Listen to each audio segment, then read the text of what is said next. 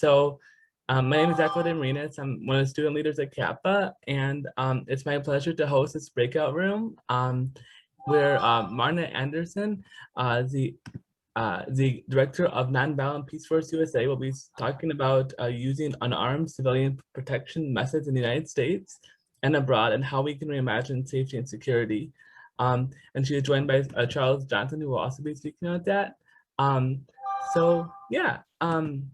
I'm sorry, my phone keeps pinging, but and yeah, so basically, Nonviolent Peaceforce's mission is to protect civilians in violent conflicts through unarmed strategies, build peace side by side with local communities, and advocate for the wider adoption of these approaches to safeguard human lives and dignity. So without further ado, I will give it over to Marna and Charles. And you guys have the ability to screen share, so. Great. Thank you.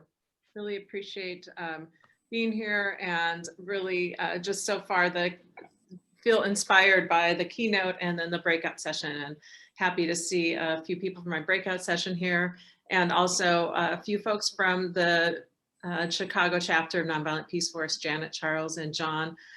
So welcome and thank you so much.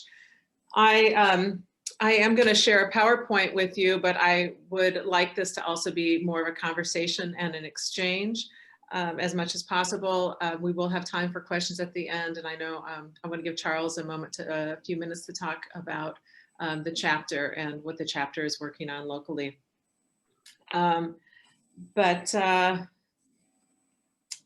Yeah, I'm going to go ahead and share my screen. Let me get this set up. And I guess I was going to say, if you'd like to, if there's questions you'd like to ask in between, feel free to put them in the chat, and I'll try to address them as we're going. Okay, let me just.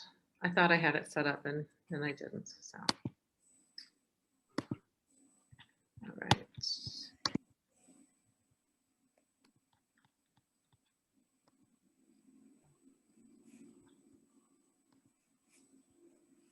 Right, so I want to start off just talking. I want to start with this picture, which is of our new on-the-ground work that we're doing here in the Twin Cities.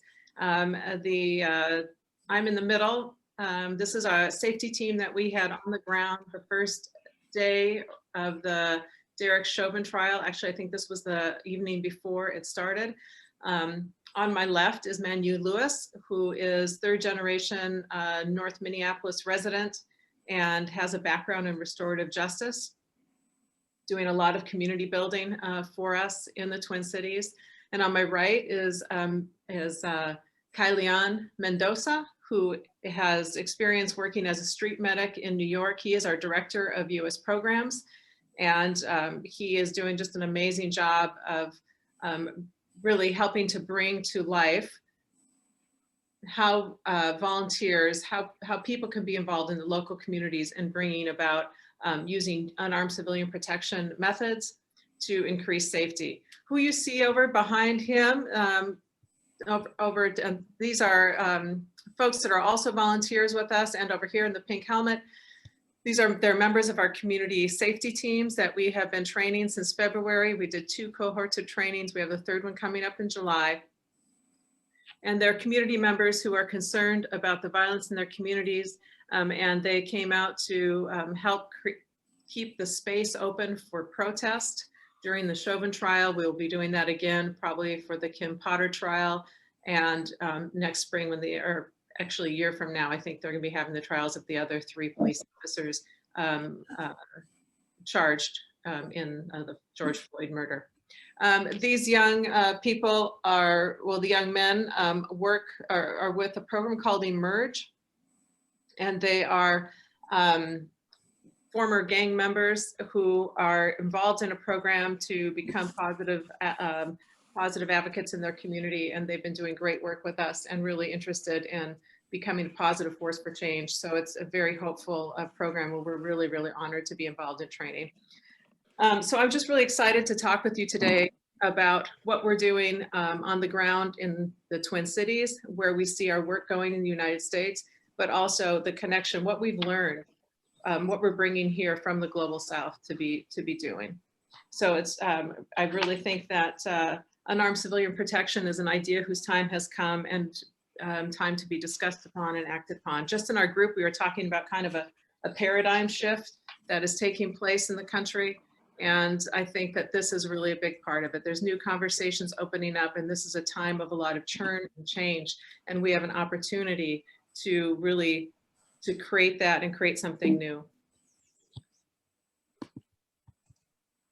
So what is the extent of the need? Why do we need to have unarmed civilians providing safety? As you know, the need is great. Every 2 seconds, a person is forced to flee their home because of violence, and over 68 million people have been forcibly displaced over the last few years alone. At least 243 people and over 100 women and children were killed in Gaza just in the past 11 days. If you look at the situation in the Congo, for example, where conflict has plagued the country for 2 decades, 30,000 children have been displaced, and the forced return has resulted in humanitarian crisis for about over 12 million people. So as what we've seen is that civilians are essentially cannon fodder in these conflicts that tear families apart, displace entire villages, and make daily life impossible. Our #1 focus is to have presence with the people who are most directly affected by violence, those who are the most vulnerable, those who have the smallest voice, and to do everything we can to help them be safer, while the folks at the higher levels are trying to figure out how to bring about ceasefires, how to deal with the humanitarian crisis.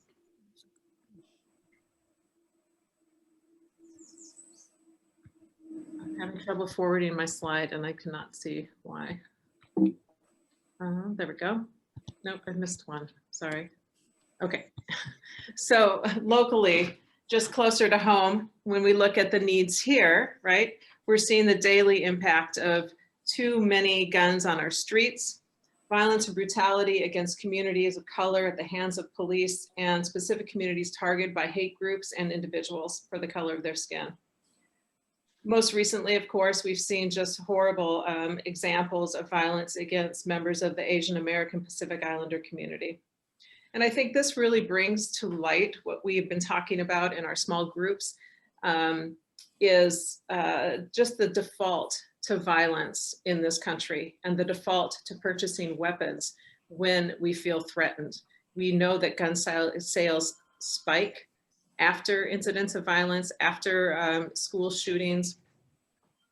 And there's just a real reaction to violence, to be met with more violence, which we know doesn't work. And that's where we really have an opportunity to come in and to create a new story. So we do have a different story to tell about what actually does keep us safe. And these are the sorts of conversations that we were having in our small group, and that I think Dr. Flowers brought up.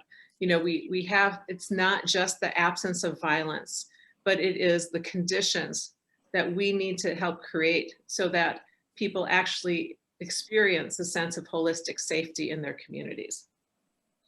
That's the paradigm shift that we're working on, and that I think unarmed civilian protection has a very big role to play. So if we look at nonviolent action with 3 branches: civil resistance, civil defense, and civilian protection. I'm going to focus on civilian protection.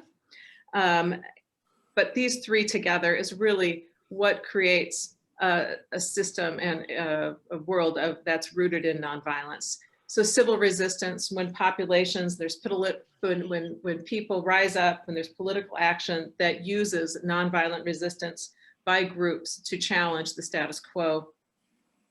When people like in Standing Rock join together as a means of defense against attacks.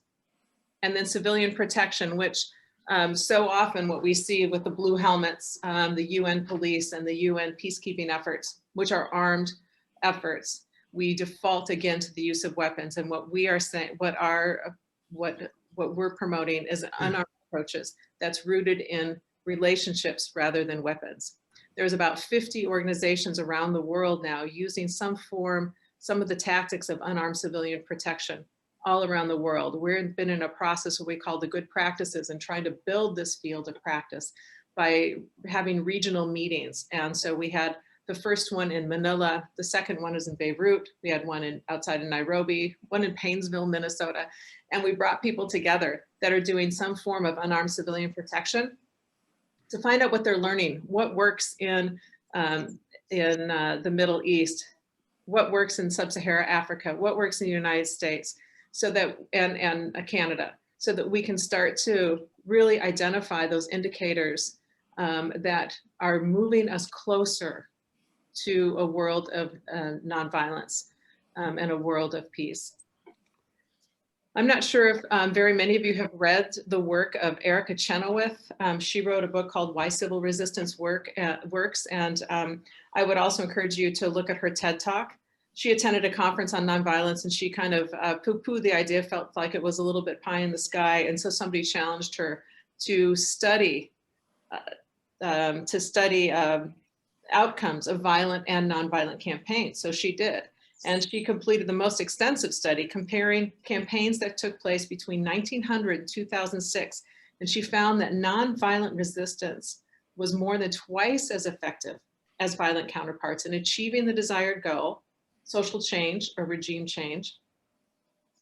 And it led to more democratic institutions. And also some of her findings suggested that it just takes about 3.5% of a population to participate in sustained civil resistance to be successful in their goal. I find this incredibly hopeful.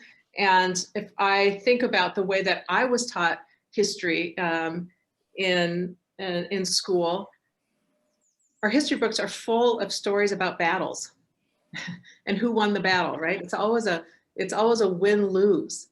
And maybe in the back of the book, there'll be the, the section on Martin Luther King and Gandhi. And Chenoweth really raises up and says, what if that was the reverse? What if our history book told stories about social campaigns, nonviolent campaigns that were successful in achieving their goals? And that we were learned to default to nonviolence rather than violence. And that really has challenged, when I heard her TED Talk, and that really challenged me and thought, we are just trained to think of violence as the solution and the easiest solution, but we really need to challenge that much more now. And we also need to remember that there are a lot of examples that we can lean upon.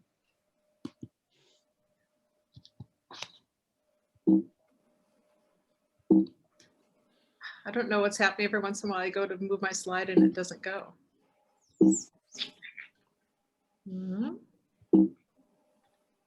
So I'm gonna,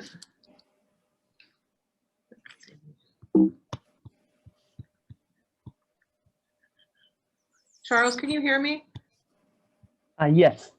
Okay, so this is so strange. I suddenly can't advance my slides. If you minimize your Zoom and click on it, will it? Oh, there you go.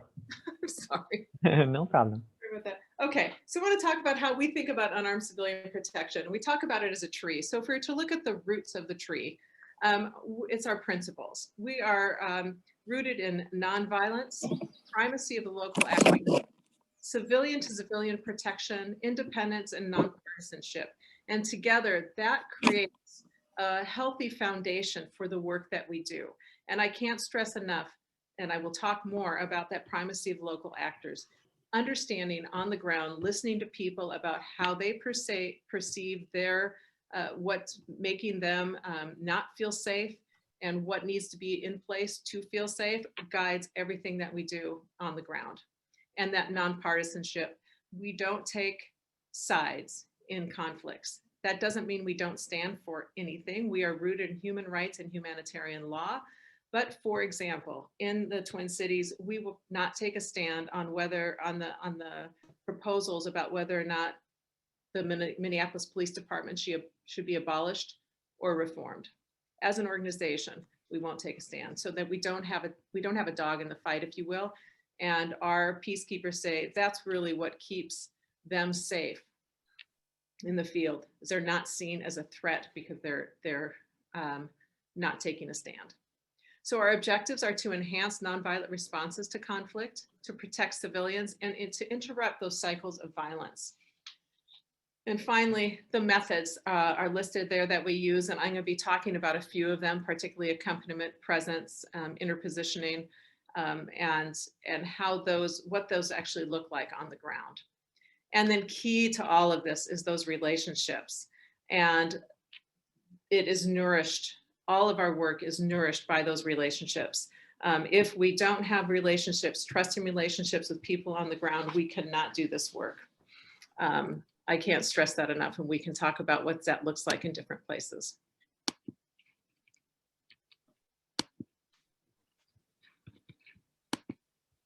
Again, I'm having trouble advancing the slide. There we go. It keeps going. Sorry, I don't know what's happening, but here we go. So I want to talk a little bit about what it looks like in practice. We have about 320 people around the world working in different contexts. To be honest, more than half work in South Sudan. That is our largest program. And one of the reasons that it is the largest program is that when there was another outbreak of violence in 2013, Nonviolent Peaceforce stayed when a lot of other organizations left. We work and live in the communities. We have teams of nationals and internationals working side by side, men and women working and living side by side. We're deeply immersed in community. And it is a much more cost-effective way to promote civilian safety, to promote peace, than paid military and police forces. So again, nonviolent, nonpartisan, and depending on the local community.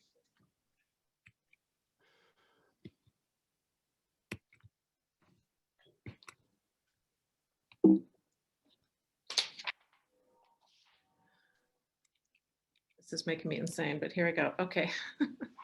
So the coalition work, it's really about working with others.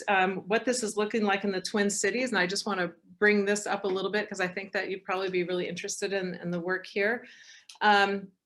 Since the murder of George Floyd, there's been several security groups that have started to organize. Most of them are armed, and so we are working to find our way in this new space. And there's also a lot of amazing BIPOC leaders here. And it's really important that we follow their lead in a lot of ways, that what we talk about is we are moving at the speed of trust.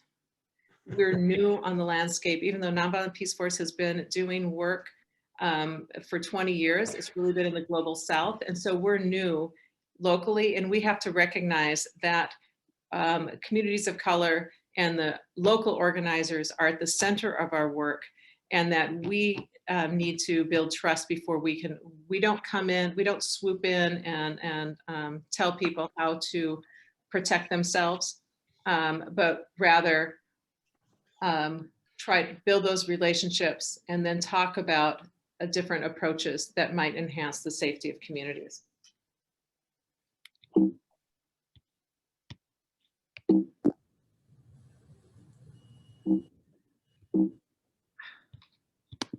I really don't understand what's happening with my slides.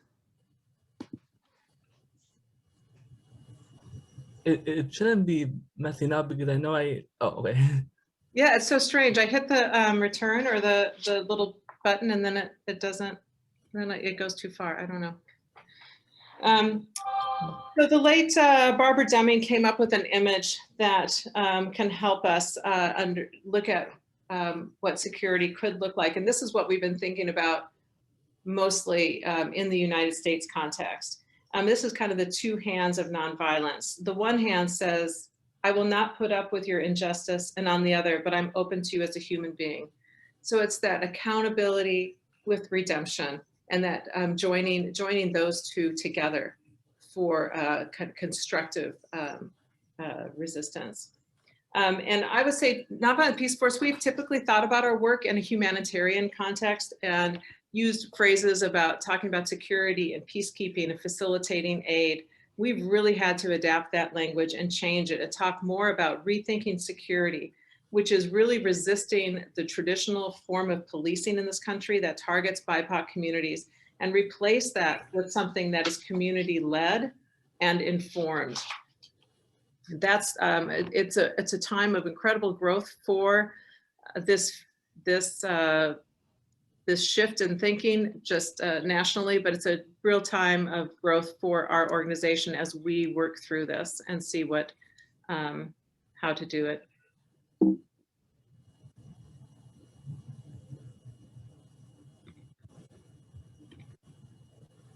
Here I go again. Okay. So I think in our small group, we also talked about that nonviolence is more than just the absence of violence, right? We have, and rethinking security is more than just police without guns. What we really want is to create those conditions and the attitudes and institutions and structures that create sustained peaceful societies. So we're looking at housing justice, educational and economic justice, environmental justice. And I liked what Margaret Flowers said, you can't stop a military war machine without something to replace it. And I think that's really where we are right now in this country as well. We don't have in place quite yet what we need in order to replace an armed police force. And I don't know that we'll ever completely replace that, but we have to do something very different than what's happening now. And I know the conversations that have been happening around the country are really bringing all that's bubbling up and giving voice to communities of color to say what's been happening isn't working for us. One of the challenges we've seen in Minneapolis recently, of course, and you've probably heard, just in this year, we've had 22 children who have been shot in crossfire, the gunfire in our city. And just have two, a 10-year-old and a 9-year-old in critical condition still in North Memorial Hospital. And the 6-year-old girl that was shot on Monday died on Tuesday. I went to a vigil for that family on Wednesday, and the community, I would say that our community in our city is traumatized and grieving. And this last year has been just almost more than people can take in terms of the level of violence that we have seen. And a lot of it is because we don't know what to replace the police with yet. And so the city council in a lot of ways got ahead of themselves on trying to, talking about abolishing the police. The police got upset about that. A lot of them quit. They've had trouble recruiting. And they also are not showing up in the communities where they are the most needed. So it's been a really hard time.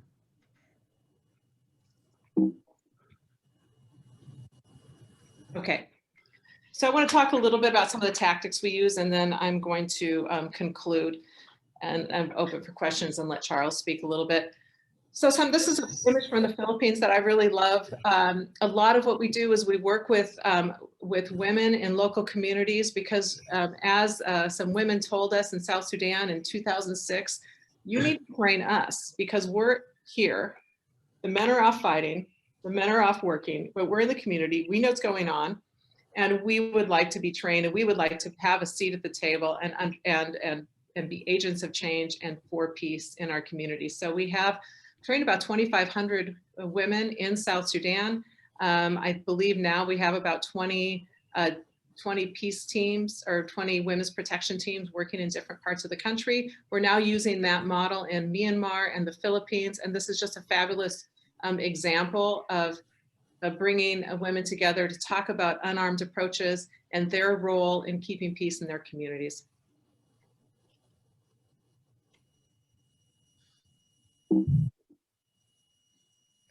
And this is from Minneapolis again. This is having a protective presence at one of the protests. So we have visibility that identifies as who we are.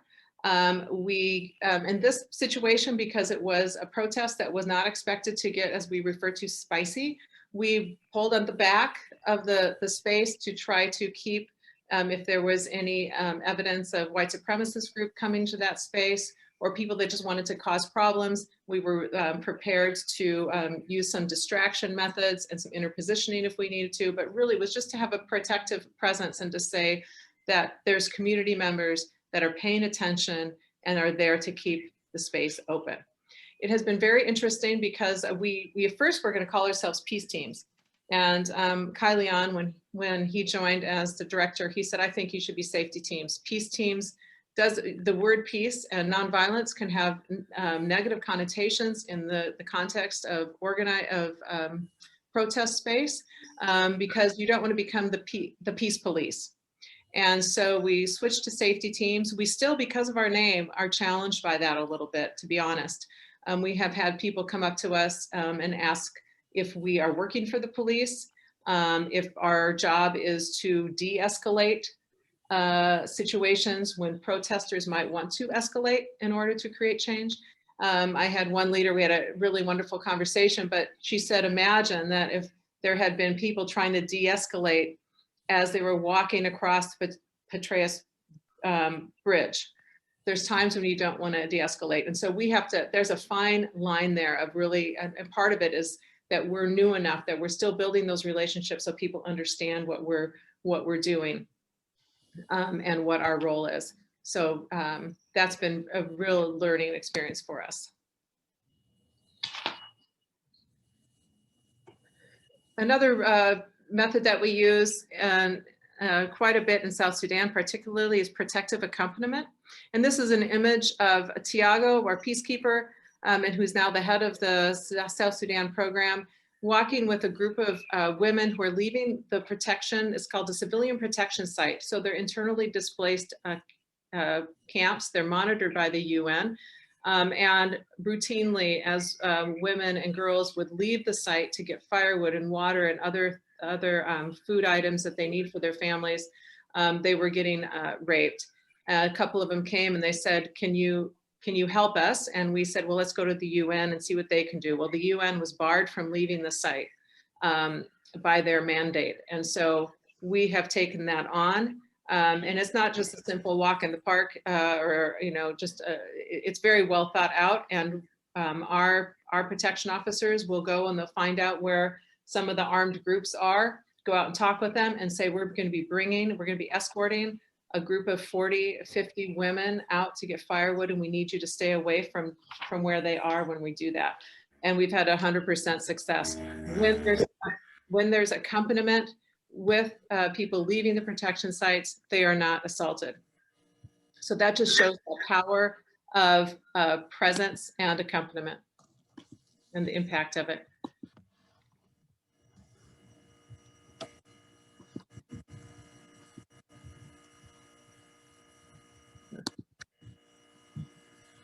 Sorry, this is going to, oh, no.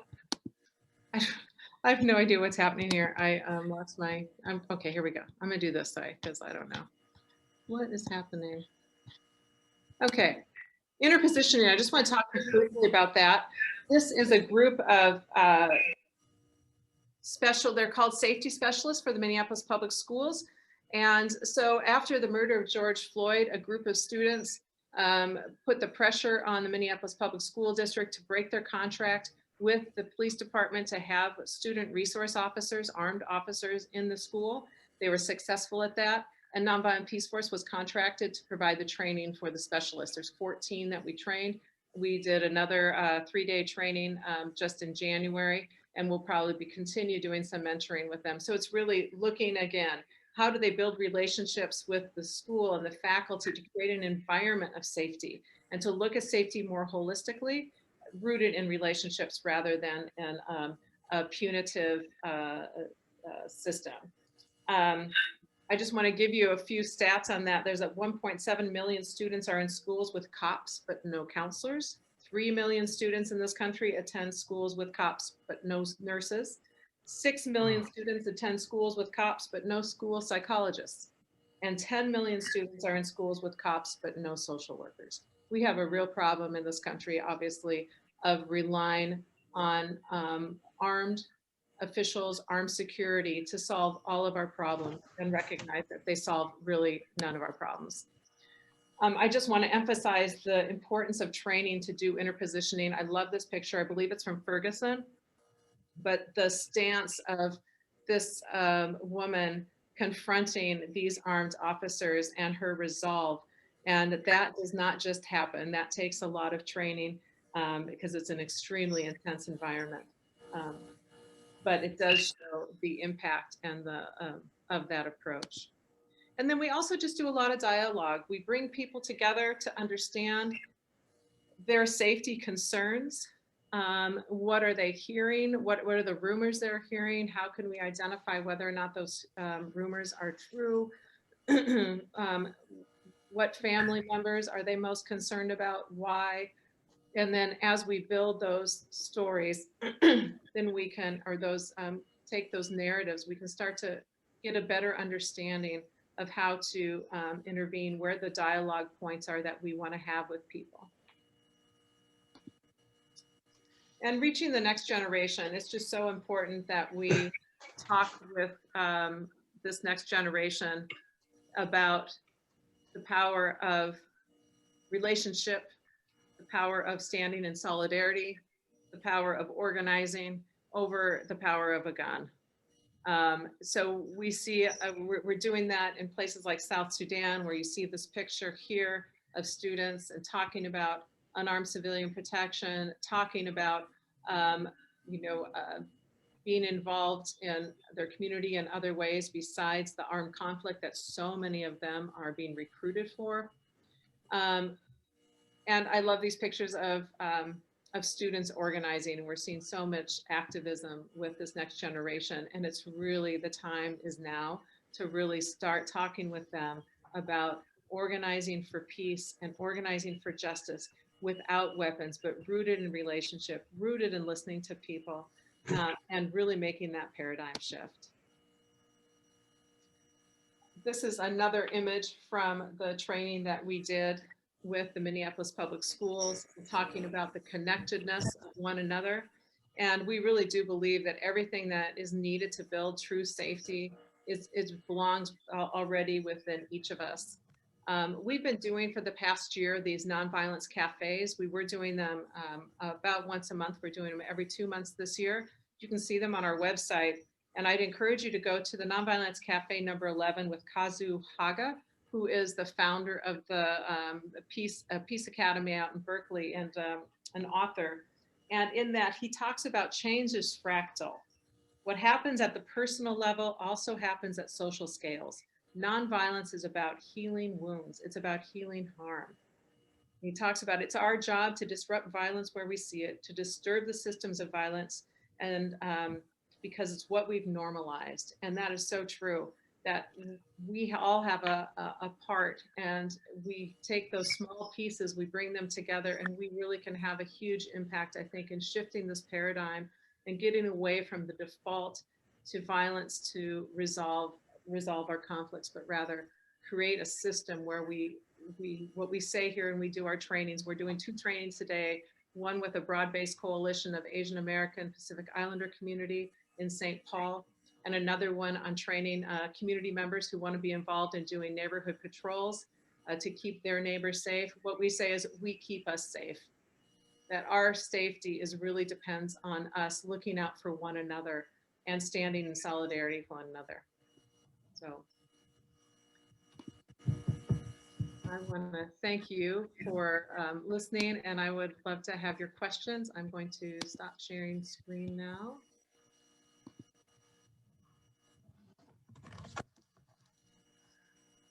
Thank you so much for that presentation, Marna. I know for myself, I learned a lot of really good information, and yeah, and I guess, now we can just transition to questions. I know that Dr. Laura, she put in this question several times about how armed civilian groups, how they are interacting with Nonviolent Peaceforce teams.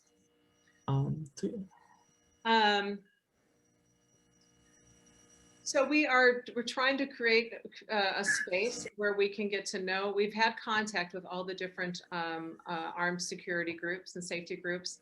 And we would never take it as our job that we would tell others how to protect themselves, right? We're really rooted in understanding how that people are their local communities are their own experts and what's to keep them safe. And so it's a fine line of showing that we think that a reliance on weapons is going to actually could increase violence without giving judging groups, if you will, for carrying weapons. And that's very similar to what we do in the global South as well. So what I think we're bringing some of those groups together. We're making inroads with individuals so that we can get more acceptance and that they don't see us just as the peace police.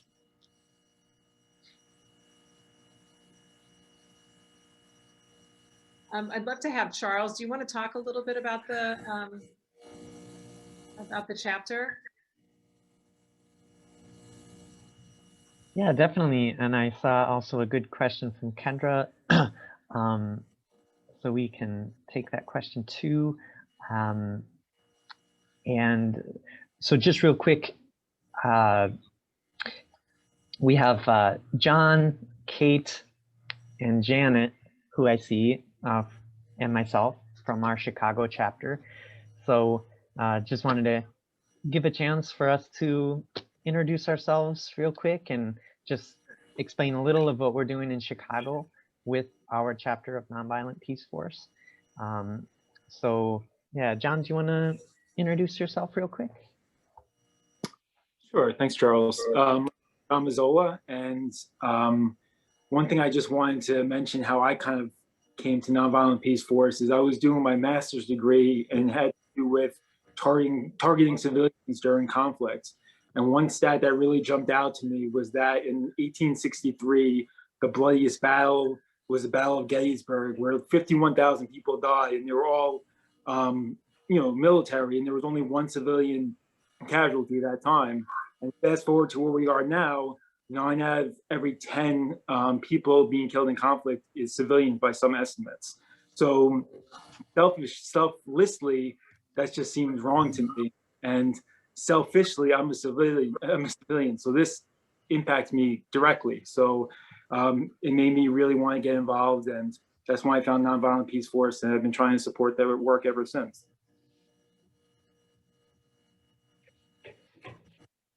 Awesome. Thank you, John. Such a great point. And Janet, did you want to introduce?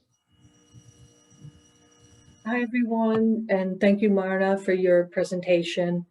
My name is Janet. I'm a Clinton, Iowa Franciscan, and I'm a newer member of Chicago Nonviolent Peaceforce. And my religious community's mission is living and promoting active nonviolence and peacemaking. So that's kind of the connection for me. And yeah, grateful to be here. Thank you, Janet. And Kate? Yes, hi, I'm Kate. And I came to the Chicago Peaceforce via the DC peace teams. I'm an associate professor at a local university and very involved in disability activism. And the Chicago group is concretizing for me what is possible. It was really helpful to see your presentation today, to see how some of this plays out in the public schools. We have all these, plans, but one of them is to work with other Chicago groups. We have an organization called CAPA, and I'm bad on acronyms, but it's a peace action group. And so I think it's in the interweaving. It's in our particular group, and we're just building this garden, if you will. But it's the interconnectivity with others. I'm just coming from a course that Kathy Kelly, who's a peace activist, is finishing teaching. And it's more of an international look at nonviolence, and so we've got to get our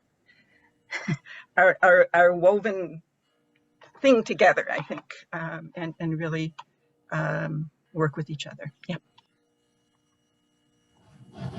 So true. Thank you, Kate.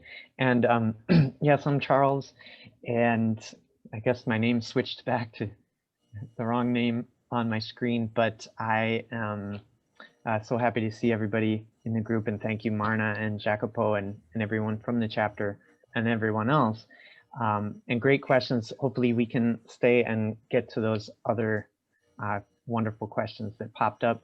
And I would just add to what the others said that we are small but mighty. We have plans for 2021 here in Chicago. I could just share real quick that, you know, just a couple things that we're doing, that we've been raising awareness of UCP in our own channels. We've taken trainings. We have studied, some of us have studied nonviolence together, you know, book discussion, and some of us have participated in street protection already in Chicago since the George Floyd murder. But we want to learn more. We want to gain more skills. We want to grow our chapter. We, for instance, plan to connect with Institute for Nonviolence Chicago, who is already doing UCP kind of work here on the ground in you know, various parts of Chicago. And then kind of a bigger mission we have, or vision we have, is to eventually form a team that would be like a rapid response team, similar to kind of what Marna showed in the pictures, that would be able to respond, again, being led by people from those neighborhoods all throughout Chicago. So those are just some of the visions that are just kind of cool to share as we're all rethinking protection, especially in Chicago. But yeah, maybe now we could go to those couple of questions if we still have enough time. I know that Kendra had one, and then someone else had a question about Mennonite curriculum.